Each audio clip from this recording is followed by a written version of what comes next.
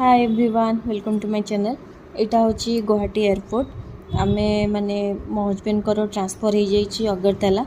तो आम जिनस सब तो पैक करके पठे सारूँ। आमे किंतु अबिका जीवु फ्लाइट रे। एबे फ्लाइट पे वेट करूँ सब चेक वगैरह सब किसी होगला।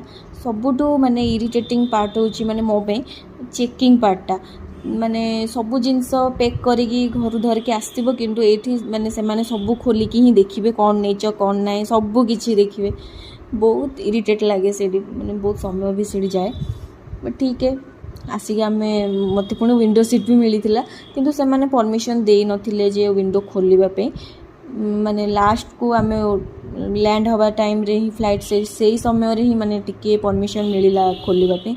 तो सही समय भितर मुझे किछि टाइम थी वीडियो बनई देती।